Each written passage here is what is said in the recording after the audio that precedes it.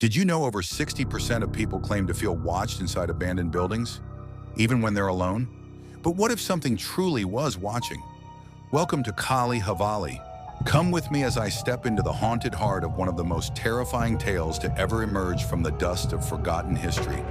Khaali Haaval, a place long abandoned, its name whispered in fear, its past cloaked in a fog of sorrow, mystery, and the supernatural. The question is, can I make it through the twisted corridors of its dark legend without losing my nerve? It began with silence. Imagine a forgotten land, desolate and bone dry, where time seems to stand still. The sun casts long, slanted shadows over cracked earth, and the wind howls through the skeletal remains of what once might have been a thriving village. At the center stands the Havali, crumbling, hollow, cursed. The year was 1962 when people began to talk, first in hushed voices, then in frightened gasps. The Havali, they said, had changed. Doors that creaked open on their own, floors that groaned under invisible feet, and a chilling cold that seeped into your bones, even at the height of summer. It was no longer just a building. It was a living, breathing entity. No one could quite explain why it had been left to decay. But those who dared approach found themselves plagued by unease. Locals spoke of strange disappearances, children who never came home, travelers who walked in and vanished, their cries sometimes heard on moonless nights, echoing faintly through the air, whispers in the wind, shadows in the dark. As the rumors grew, so did the mystery. People began to say the Havali was cursed. Others believed it was built atop something ancient, something that should never have been disturbed. Every generation seemed to have its own tale of terror connected to the house.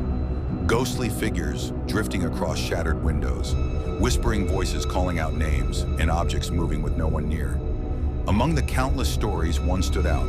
A small group of paranormal enthusiasts, brave, foolish, or perhaps both, set out to uncover the truth behind the house's dreadful reputation. Cameras in hand and nerves on edge, they crossed the rusted gate and entered the domain of darkness.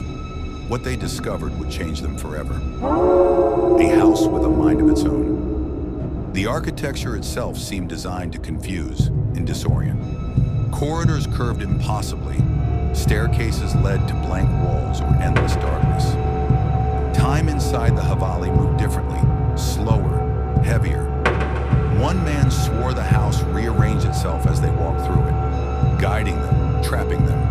And then came the noises, not creaks or groans, but something far more deliberate. Breathing, whispers, soft sobbing from just beyond the edge of light. One investigator caught a fleeting glimpse of a pale figure standing motionless at the end of a hallway.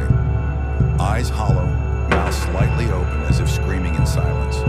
When he turned the corner, the figure was gone. They fled. Most of them did, but one never returned. A history soaked in shadows research would reveal that the Havali's history stretched further back than anyone expected. Built in the early 1900s, it was allegedly erected on land once used as a sacred burial site. Some believed the land had never been properly consecrated, and that building over it had angered spirits best left undisturbed. A local journalist, intrigued by the growing hysteria, decided to investigate.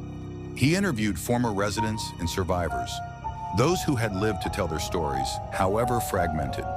Their accounts were filled with dread, children speaking in voices not their own, ghostly women weeping in the corners of their rooms, mirrors that didn't reflect the living. His reports grew more frantic, his writings darker, until suddenly they stopped. He was found days later, wandering aimlessly in a field outside the village, his mind fractured, repeating the same three words: "It sees me." The teenagers who didn't listen. But perhaps the most disturbing account came years later. A group of teenagers, curious and daring, decided to enter the Havali one fateful night. They laughed as they stepped through the shattered doorway, flashlights flickering. But bravado quickly turned to fear as they delved deeper into the house. The air thickened. Footsteps echoed behind them, though no one was there. Whispers called out their names. One girl screamed when a cold hand brushed her shoulder, but no one stood near her.